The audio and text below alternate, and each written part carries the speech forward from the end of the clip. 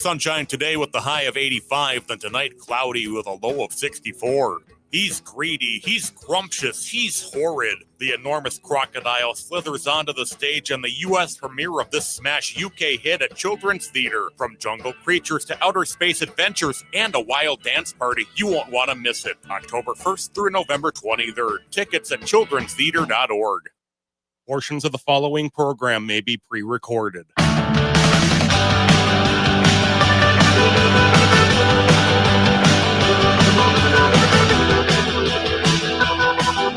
Broadcasting from the studios of AM 950 KTNF, the progressive voice of Minnesota, and airing on WCPTA 20, Chicago's Progressive Talk. Welcome to The Gailey Show, the only daily LGBTQ radio news and talk show in the United States. I am your host, John Parker. Jim Pounds, my executive producer, is here in the studio. And hello, Patrick, as well. How are you doing? Good afternoon. How are you today? It's gorgeous outside. I love this summer weather that we are continuing to have. So, Patrick, thank you for that. Keep it going. We just got back, Jim and I, from Chicago. We spent a few days with our friends at WCPT. So thank you to Mark Pinsky, general manager, and Andy Miles, one of the producers, for making us feel very welcome there in the station. It was so cool to be there, to see the tower, to see all of the folks that are, I know we didn't meet everybody there, but it was fun to be in the station. And thank you to Patty Vasquez and Jerry Wolski. Obviously, the Patty Vasquez show is on from 5 to 7 in Chicago. It's here in the evenings, I believe at 9 o'clock here on AM 950. Jerry is Patty's producer, and he also had some lovely tasty treats for us from Minocqua Brewing Company. And then, of course, yesterday, or rather on Sunday, Ellen Miller and Scott Duff at Out Chicago welcomed us, and we spent a lovely amount of time with them talking not just about the Gailey Show, but about LGBTQ life both in Chicago and here in Minnesota. And it was so nice to be with them. I mean, obviously we have been like on the phone calls or StreamYard, right, with them, but to actually be in the studio at WCPT was really nice. They made us feel so welcome, and yeah, it was a great trip. Yeah, I thought it was, you always have something in your mind of what it's going to be like, and there were a lot of really nice surprises. I thought we got to spend a lot of time with some folks, and I felt like Ellen and Scott were glad to see us, and we talked about how we need to be, working together. The two sane states, Midwestern states in the United States, we have to recognize each other and lift each other up, and that all felt like really good community to me.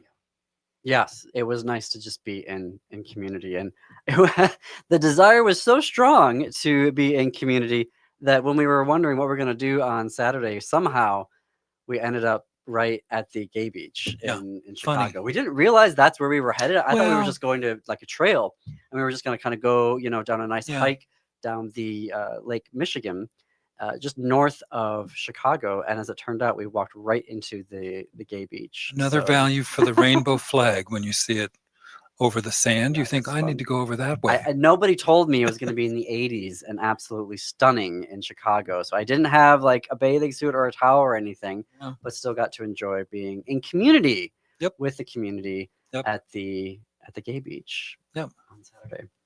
All right. Speaking of community, what is on the show today? In the second half hour, Lex Mortensen, the star of Lizzie the Rock musical, joins us along with the show's director, Joel Sass. It opens October 9th at Open Eye Theater, just in time for Halloween. Also, do you remember the economic brilliance of the 2021 American Rescue Plan? No?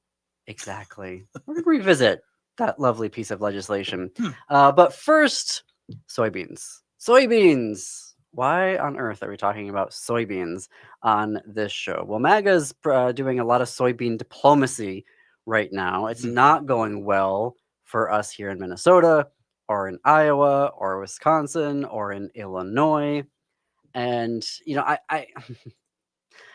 I'm one of those people that, farmers don't necessarily like me. They're kind of suspicious of me when they see me coming. I mean, obviously, I run a homo show.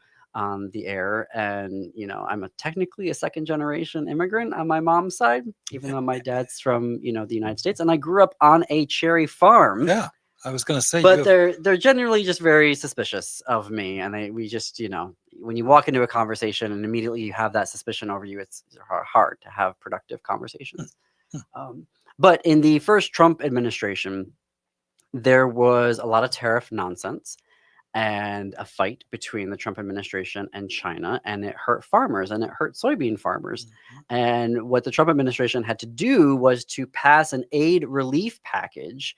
So essentially a type of welfare for farmers, bailout for farmers in the first administration. We'll use your word. And then a handout? Yeah, is that what you said? I said welfare for farmers. A handout, yeah. And farmers voted pretty hard for Trump in 2016. And they went for him again in 2020. Yeah, more of that. And they went even harder for him in 2024, even knowing what he had done.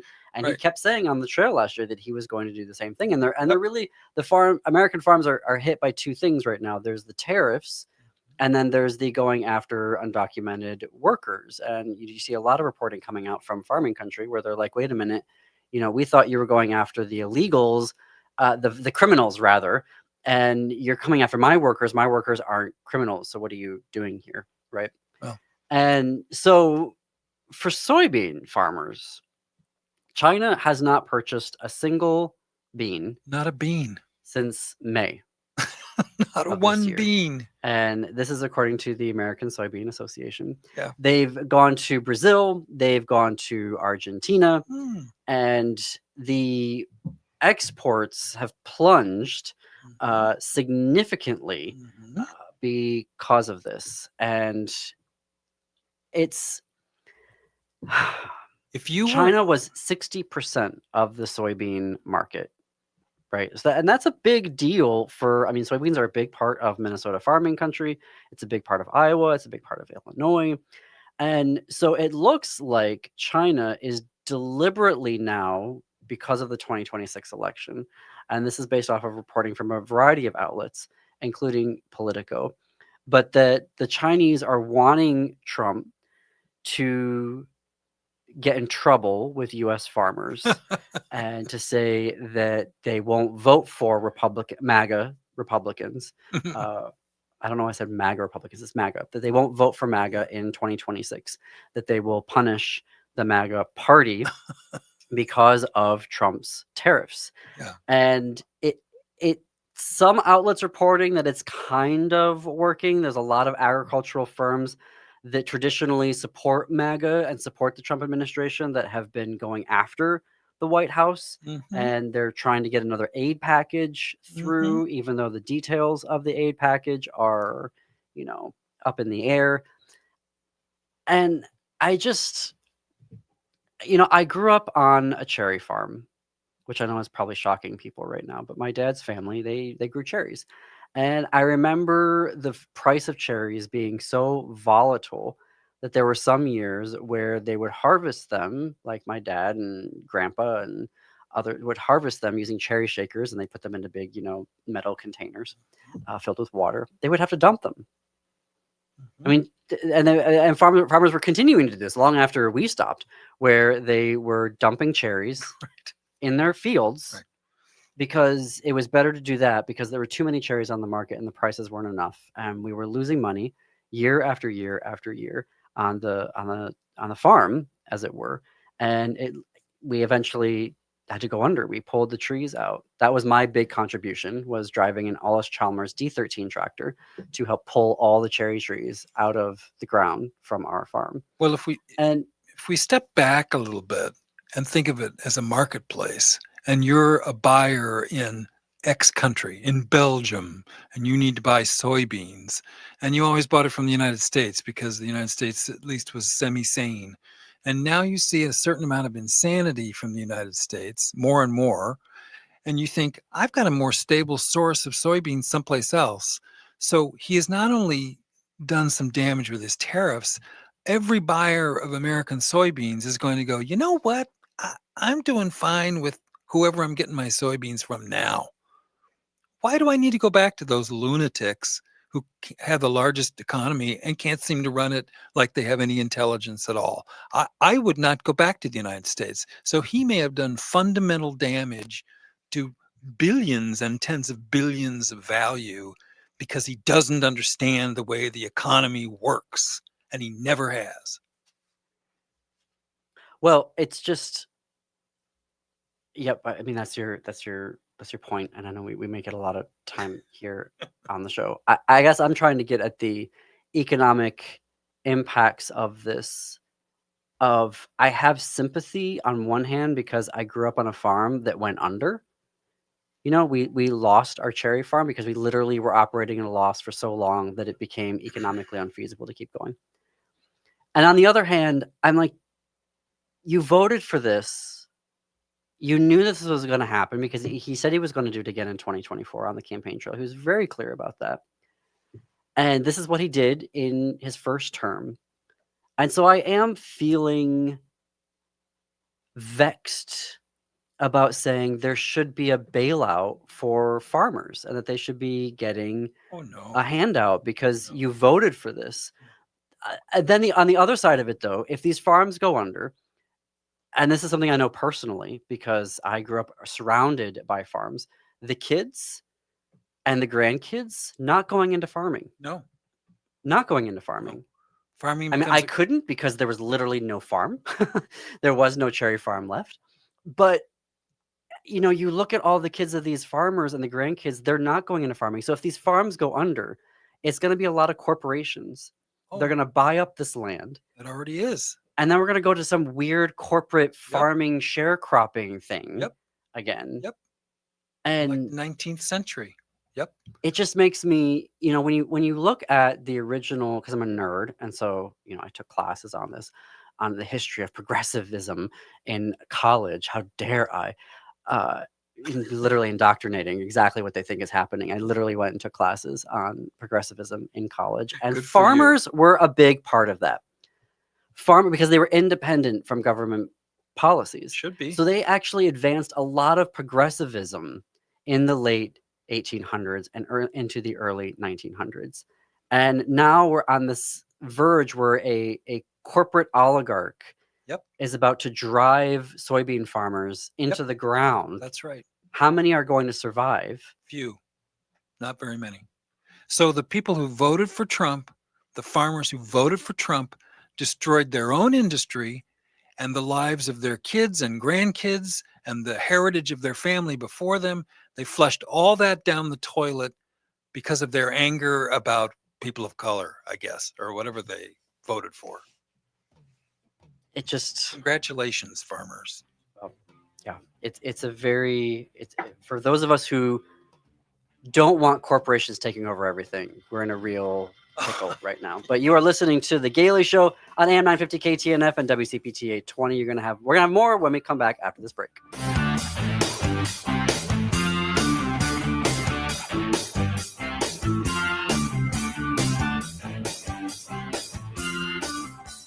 Hey friends, this is John Parker from The Gailey Show. When I travel, I want to go somewhere where I can unwind, get back to nature like with waterfalls and hiking, enjoy some classic downtown shopping with good restaurants, and also just be myself as a queer person without worries. That's why twice a year for the past 10 years, I've been visiting Michigan's Marquette County. This fall, join me and head up to the Fresh Coast. Visit travelmarquette.com to start your journey. Hi, I'm Corey Wisco, president of the Welshire. The Welshire excels as a memory care community in the Twin Cities, located in Bloomington, and we have a new location in Medina. But what makes Welshire so different is the people that we have working for us. Our team has been together for the past 25 years providing this type of care. We employ some of the most amazing nurses and LPNs that are in the building 24 hours a day. We also have an activity team that is over 40 people. And our scheduling begins at 9 o'clock in the morning for activities, and it goes to 7, 8 o'clock at night. And that's 7 days a week. You won't find that. That is why many of the families that come to Welshire are actually coming from another memory care facility. Not all memory care is created equally. And that's why I encourage you, if you've had issues and problems at other places, come see what makes us so special. Please visit thewellshiremn.com and book a tour. Hey, it's Mitch, owner of Junk Masters, your local independently owned junk removal team. We are not a franchise, and that means personalized service you can count on. Spring's a season for cleaning out the things you're ready to let go of. Whether it's one item or a full property cleanout, we handle it all, residential or commercial. You just show us what goes. With same-day service, upfront, no-obligation pricing, and a landfill diversion program that prioritizes donating, recycling, and reuse. Visit junkmastersmn.com to learn more. This season, bring the whole family to see Irving Berlin's White Christmas. This smash hit musical based on the classic film returns by popular demand to delight you at Chanhassen dinner theaters. With loads of laughter and a stunning showcase of Irving Berlin songs, White Christmas is a celebration of the romance, friendship, and magic of the holidays. Make your plans today to see White Christmas. Visit chanhassendt.com. Peace of mind shouldn't cost a fortune. We keep things simple at Schroman Law because we believe planning for your estate and end-of-life care shouldn't be stressful or expensive. Every client relationship starts with a free consultation so clients have the information they need before making important decisions. From there, we work closely with clients to ensure they are choosing the most efficient and cost-effective plans for their specific needs. Schedule a free consultation today at schromenlaw.com. That's SCHROMEN law.com.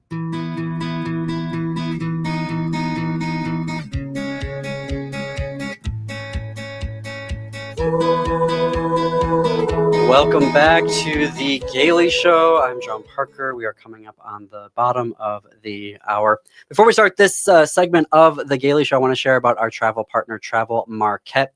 And the reason why is that Marquette, Michigan has become a very special place for me. For the past 10 years, I've been going to Marquette at least twice a year. I'm actually headed there the second weekend of October for the Fresh Coast Film Festival. And the reason why I love going up there is that I don't have to worry about traveling while queer, because it's the university town in a super blue city, reliably blue county with a very active pride organization. From the Twin Cities, it's a lovely drive, particularly this time of year because of the fall colors. It is also a short trip by plane from Chicago. And Marquette has so many things I need from a long weekend getaway. Good food, excellent bookstores, relaxing hiking and time out in nature, delicious bakeries. If that is something that you would like to do and join me in visiting Marquette, you can get your travel plan started at travelmarquette.com to start your journey. That's travelmarquette.com. I started that last segment about soybeans. You know, it's weird, I think, and disorienting for farmers to be like, I am quasi-sympathetic to what you are going through. You know, a lot of them look at me and immediately judge the book. And they're like, no, there can't be any, familiarity with farms in here. And I don't want to say I know everything about farms, but it is a bad situation when you only have 2% of the population that farms, and you have a bunch of farmers who are using equipment that is either leased or is 20 years old, and they've got farms that are 1,500 acres because they had to go big to make any money. And now you're sitting there, and for soybean farmers, you have a country, China, who isn't buying a single bean from you, and there's not going to be any trade negotiations, serious ones, until next month in South Korea.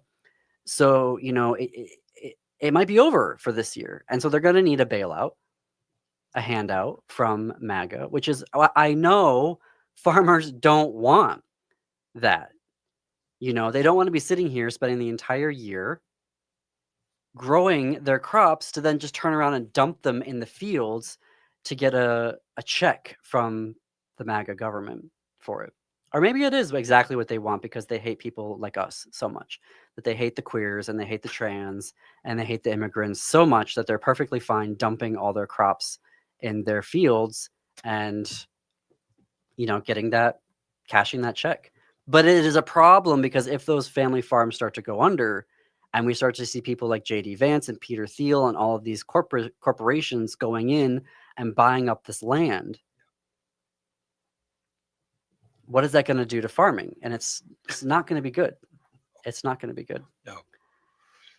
This is a switching gears here, still on the economy, because this is going to be a big story and it's something worth remembering. The American Rescue Plan from 2021. So the Democrats and President Biden put this together and implemented it right when he got into office. 164 million people received a payment check of $1,400. There were child tax credits that provided more than 36 million households with nearly 90% of children in the United States a tax cut. So basically, this one bill, the American Rescue Plan, cut child poverty rather, in half in a single year. That sounds like a big, beautiful bill. There were historic investments in K-12 schools. It enabled 95% of public elementary and middle schools to be open in person full-time in January 2022, compared with just 46% in January 2021. I'm just reading the bullet points of this from the AFT, the American Federation of Teachers website. There was an unprecedented $122 billion that was invested to schools to help them reopen safely. 4 million additional jobs. The unemployment rate dropped by 2%. There was a 5.7% increase in economic growth. The cost for the Affordable Care Act health insurance went down. 4.5 million more people got care. States received more money for Medicaid to reduce waiting lists. And then here comes Larry Summers. Here comes Joe Manchin, and they completely undid all of it in 2022. And the problem here is that when you cut childhood poverty in half in a single year, and then you take away the program that did it because of some capitalist hack, Larry Summers, looking at you. Yep. Some faux populist, Joe Manchin, looking at you. Anti-American. Yep. What are you doing? You know what I mean? So yeah, in 1 year, you take these families out of poverty, and then literally a year later, you take away all of that support system. Yeah. You drop them back down again.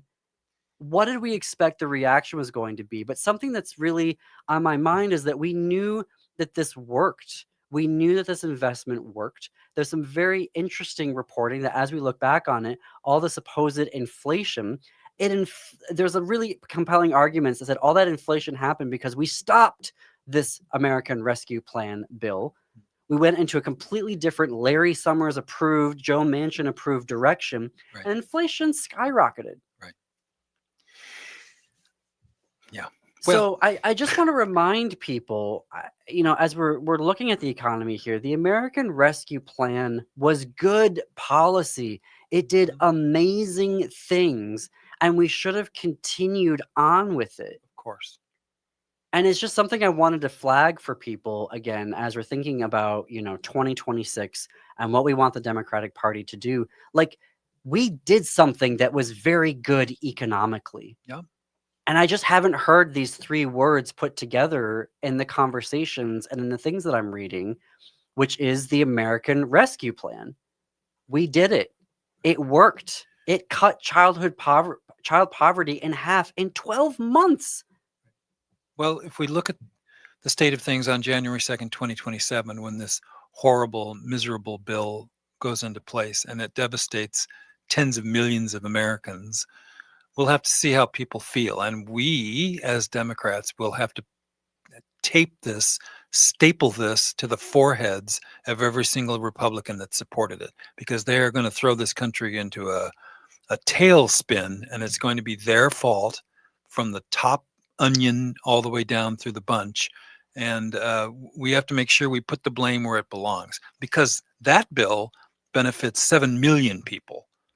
The other bill, as you said, was benefiting 100 and something million people. That's the difference between Democrats and Republicans. The Republicans care about a handful of people, and the Democrats imperfectly care about hundreds of millions. You're bringing up something here that it was Democrats who sunk it, you mean? Yeah. Manchin. Yeah. Well, he's They were the ones that were like, Zero. we gotta bring this down. I wanted to flag it for people. Go back in and look at the American you. Rescue Plan Thank you. because it was big, it was bold, and it did amazing things. And it's something that we can do again. Right. All right, we are going to take a break here. Speaking of business, please check out the sponsors in this next break. Support them. Tell them you heard about them on AM 950 KTNF and WCPT 820 Chicago's Progressive Talk. You heard about them on The Gailey Show.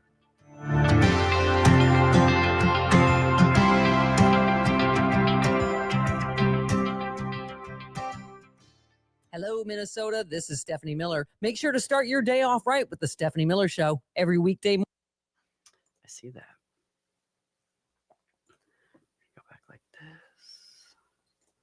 Add to the stage. There she is. Hello. Lexi, you use they, them pronouns, right? Use they, them. I'm sorry. That's okay. Yes, I do. All right. And am I pronouncing? I'm John. First of all, hello. Nice to meet you. And so do you? So I make sure I get the pronunciation correctly. Lux Mortensen. Yeah, that's it. Perfect. And I should also mention, hi YouTube. We're still on the air. Still hot mics. So be careful about what you say. And I think Joel's going to join us too, right? I'm actually not sure. Okay. Well, I did send the link Yes. to Amy, but we'll see. He's got a lot going on. Well, but for all of us, Lux, do you see on the right-hand side of your screen a private chat? Oh, you're on your phone. I am on my. Oh, and now Lux is gone. Oops. She'll be back. Hey, They'll be back. welcome back. Yes, I am on my phone. So you I guess you don't see the chat. I don't know what it looks like on the phone. Well, what I was going to say is I was going to put the time cues because we have to switch back here to the feed. So you'll be hearing the what's on the air right now, like in the commercials. And maybe I'll just do like a time cues with my hand so you know how close we are to the break. Like right now we're about 90 seconds away from when we start. Okay, sounds good. Cool. All right, we're going to switch back over now. Nothing matches masonry oven baking for capturing flavor and nutrition. Woodland stoves and fireplaces can easily install one in your home or business. Enthusiasts use these ovens year-round for bread making, wood roasting, even grilling. The mission and passion of Woodland Stoves and Fireplaces is to make the fire work for you. The way humans relate to fire is primordial. We have used fire to warm our bodies, cook our meals, and kindle our spirits. Our team has the know-how to do this in a clean burning and environmentally smart way. Visit our store and experience the diversity. We have over 35 working units on display at the corner of Riverside and East Franklin. See us online at woodlandstoves.com. Find the fire that fits and works for you. Woodland Stoves and Fireplaces, out of the ordinary products and services since 1977. With your AM 950 weather, I'm Patrick Lilia. Sunshine today with a high of 85, then tonight cloudy with a low of 64. Cafe Latte is unlike any restaurant you've ever experienced. Grab a tray and pick from their award-winning selections of soups, salads, sandwiches, and mouth-watering desserts. Cafe Latte, Victoria Street and Grand Avenue in St. Paul, or cafelatte.com. You're listening to AM 950, the progressive voice of Minnesota.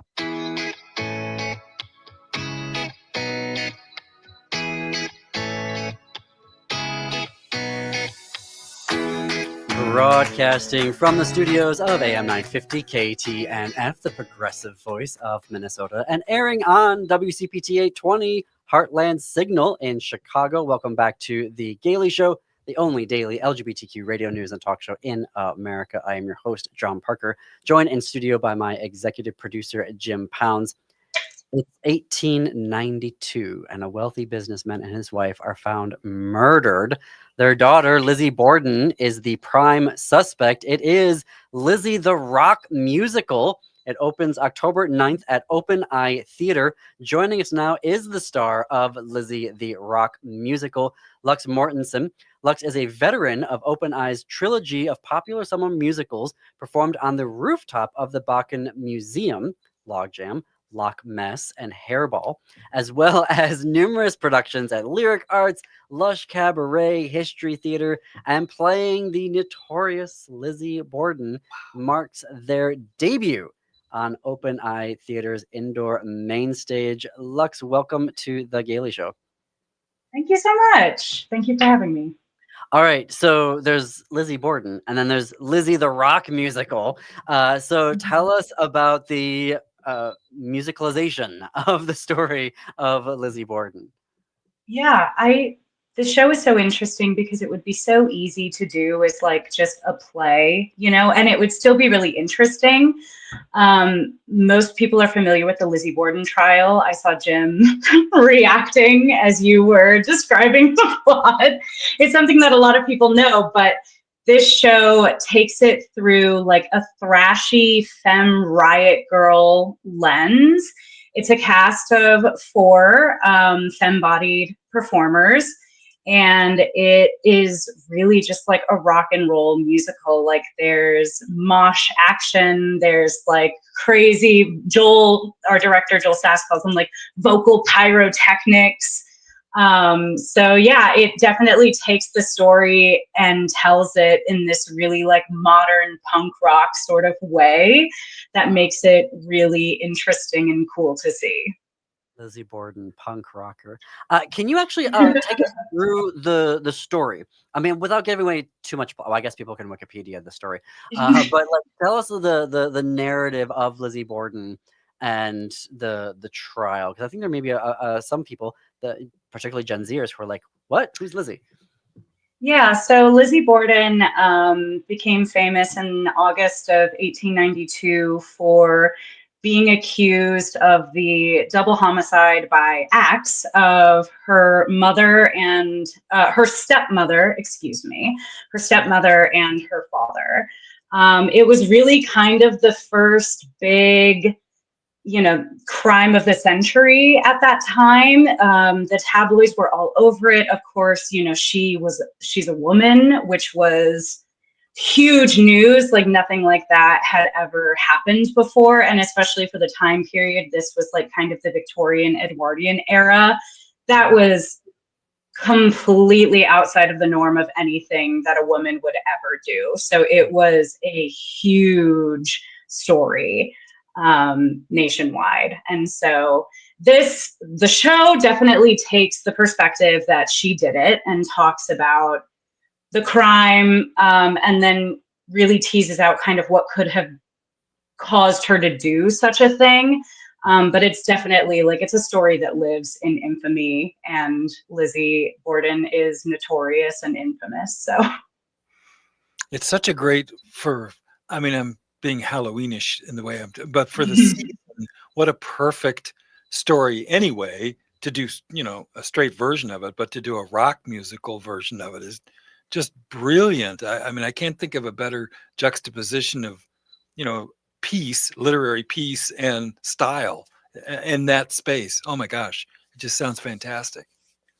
Yeah, it's going to be really amazing. Today actually is the first day that we as the performers are moving into the space.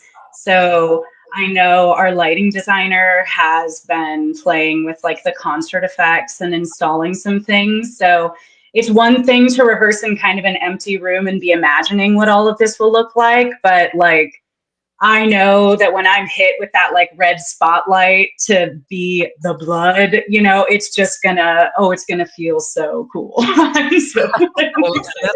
theater feels a little haunted anyway. It seems of a different period. I'll say that. And and it's sort of set up in a stadium. Feels like stadium seating a little bit. You know what I mean? With a kind of a high rate for the audience. And it's just great. I'm so excited. So there was, if I'm recalling my history right, there was some debate of whether or not Lizzie did it, and your show is taking the perspective that she did.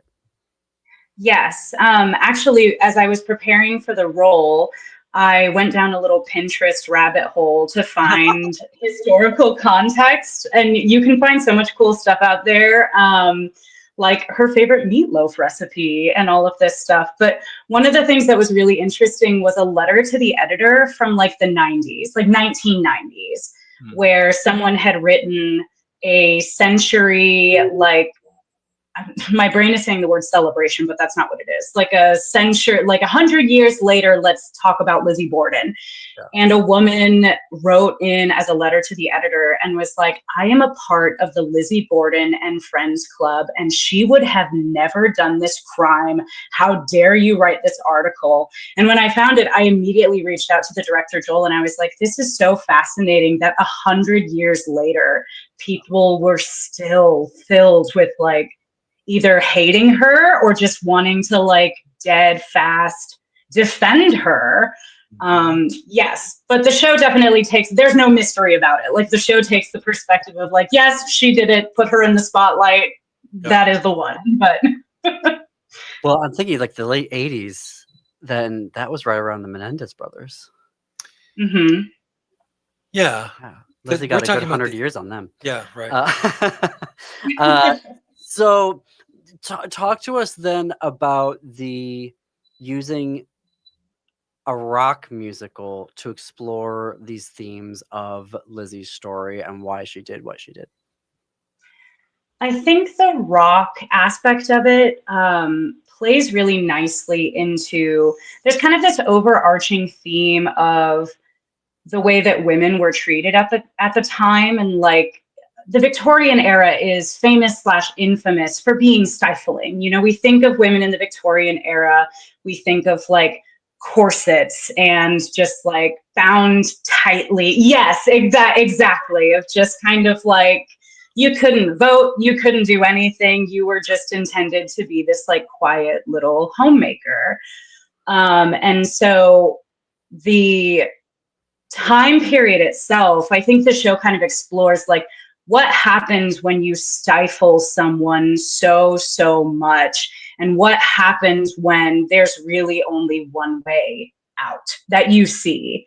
And I think The Rock is kind of this like really cool juxtaposition of Victorian stiffness with like, we're thrashing on that stage. Like there is combat, there's like, Joel keeps talking about kind of like how cool it is to see these femme-bodied people doing something that is not prim and proper for the time period, because we are like throwing our bodies all over that stage and at each other, and it's just very like the whole era kind of has this undercurrent of violence in a way, of just kind of like what happens when you oppress somebody so much, what happens. And so The Rock gives it a really nice kind of explosive energy to the show.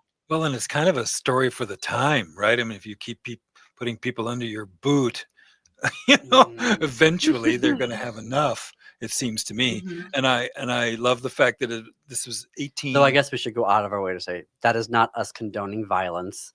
Absolutely not. Since apparently we don't have to say we've said something, so apparently we have to qualify it by saying we don't condone violence. But you can empathize with people that were pushed down in this way or devalued in this way, and then I love the fact that, as you said, Lux, the music allows you to soar beyond word, beyond language or beyond speaking anyway, or shouting or yelling. It takes it to another sort of height, emotional height. It just sounds fantastic. It sounds like the theater ought to have a fuse coming out of it, and it's burning, as you're walking into the theater. That's metaphorically speaking. So Lux, I'm curious about, was there something as you were getting into the character of Lizzie, because obviously, actors, you all know something going in about what the role is, you've read the script, etc. As you were getting through the rehearsal process, were there things about Lizzie that came up that were surprising to you? I think, as I dove into the historical context, that became fascinating. I think there was kind of going into it, the show definitely dives into what could have caused her to make that decision. And so it's easy to look at her as like this victim. But I think what was really interesting as we worked through the process is I was like, she actually found freedom And like there's this kind of, act one, not again, is it really spoilers if you can just literally Wikipedia it? But like the first act is all concerned with like the lead up to the crime. And then the second act is kind of the aftermath. And, as I was researching the role, I was leaning really heavily into like, and it's sad. It's so sad. She's so sad. And I'm making my like sad playlists and I'm like sad. And then as I was rehearsing it, I was like, no, there's actually like a decent amount of like joy that she finds. And also there's this really beautiful queer love story throughout the show that has been, there's like tenderness there. And there's, as like a queer person, there's been the joy of kind of getting to experience the catharsis of like first love and like first touch and the first time somebody sees you and kind of opens up your mind to things that you had never thought possible before. And so the tender and joyful moments have been really just a joy to like unfurl and kind of just get out of my so sad. Add some bops to my playlists and Pinterest board. It's been nice. I love the idea of a Lizzie Borden mood board. So this is The Gailey Show. Tell us more about this queer storyline within Lizzie, the rock musical. Yeah, as time has gone on, as I'm sure we all know, history, we've started to kind of tease out through our modern lens of like, and they were such good friends and things like that. And so Lizzie has kind of started to be explored in the modern age as like, could there have possibly been, could she have identified in a specific way? But the show definitely takes the stance that she was queer, and she has this very beautiful relationship with one of the other women in the cast who is her neighbor. And so there's this really kind of exciting and cool love story there of two people who are kind of outcasts from society, and they know that they don't fit in, and they know that like the conventional roles that they find themselves in don't quite fit, but they can't really say why. And then through this like slowly growing relationship with each other, they realize that there's comfort and tenderness to be found with each other that they can't get anywhere else. And so it's really lovely and really beautiful. Wow. We're talking with Lux Mortensen, star of the upcoming Lizzie the Musical, which opens at Open Eye Theater on October 9th. You can get your tickets now at openeyetheater.org. I have to fit in a break here, but we're going to have more with Lux when we come back. You are listening to The Gailey Show. You can keep the conversation going. You can follow us on Blue Sky. We're at thegaileyshow.org on Blue Sky. Be sure to sign up for the AM950 newsletter. You can go to am950radio.com, scroll down. You can sign up for the newsletter and get all sorts of information about happenings theater-wise and other in the Twin Cities. We will be back. Quick break. More still to come on The Gailey Show.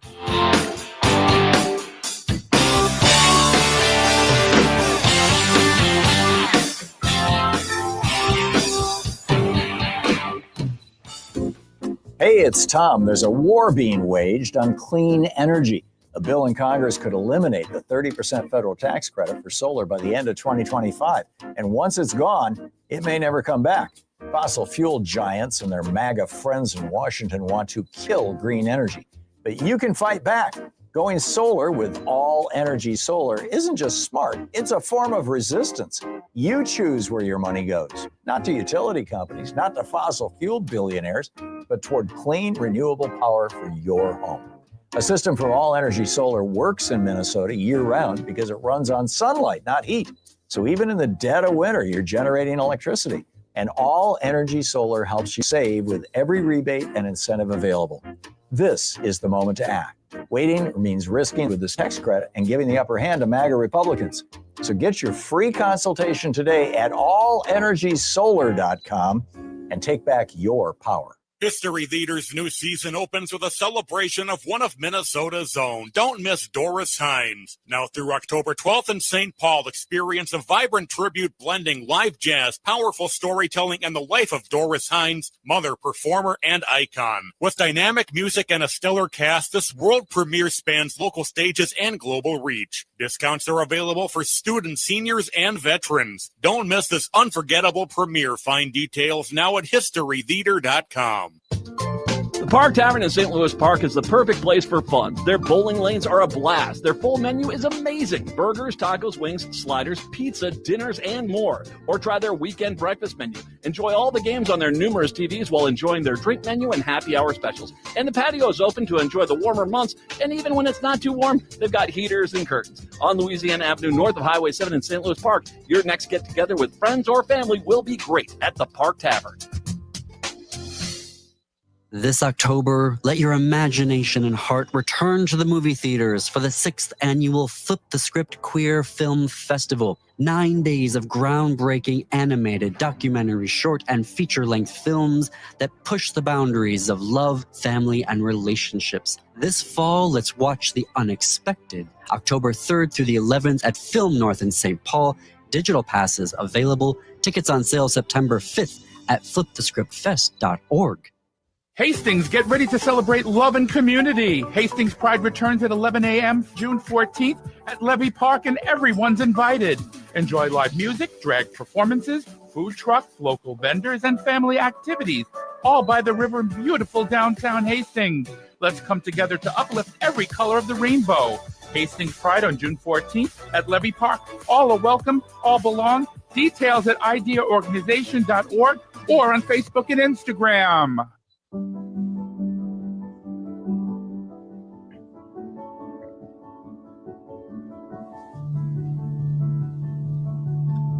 Welcome back to the Gailey Show. We are coming up on the top of the hour. Lizzie, the rock musical, opens at Open Eye Theater on October 9th.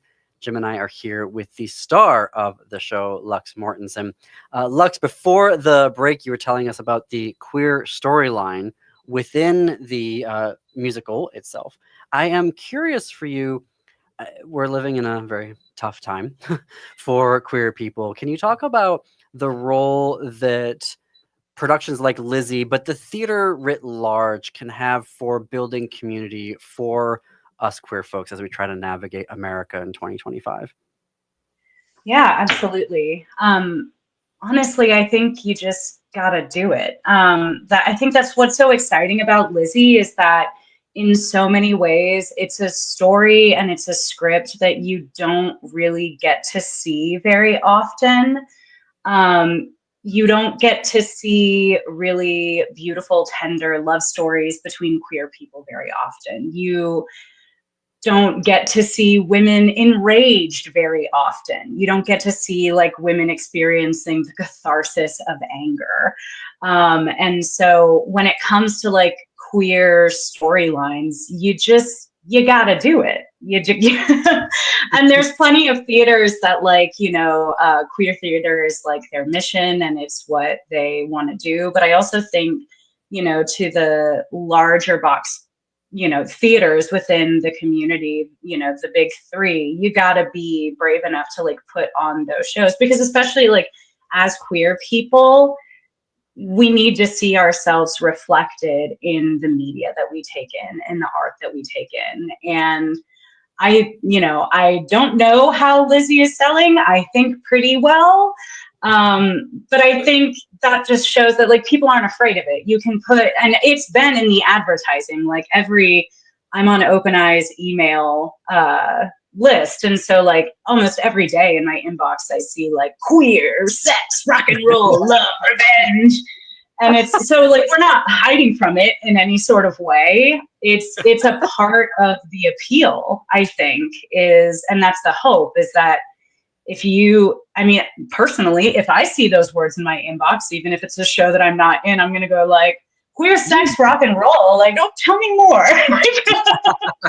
I'm listening. Go on. Yes. I am curious. I mean, these questions kind of get like, oh, you're putting me on the spot. Is there a piece of queer media, like a theatrical production or an album that had particular significance for you as an artist? I know it's always a tricky question when people ask me that, and I'm like, I just literally forgot everything I've ever watched. I've actually never seen a piece of media a single day in my life. I will say that for this particular show, a big inspiration for me was the artist Ethel Cain has an album called Preacher's Daughter. And Ethel Cain is like a pseudonym for the performer. Their name is Hayden, and they are trans. And so it's about this young person who grew up in like a very small-minded religious town, kind of like exploring the world. And it takes a turn for the tragic. So it was obviously on the playlist for like the sad portion. But it's one of my favorite albums that I listen to constantly. And I feel like I was just listening to Julian Baker's new album, Send a Prayer My Way, which is like a queer country album, which I love. And big shout out to Boy Genius as always. So I try to keep it queer in my listening media most of all. Yeah, and this is so weird, but we're watching the show Wayward right now, my partner and I, and Mae Martin is the lead, and their character is trans, and it's like glorious to see.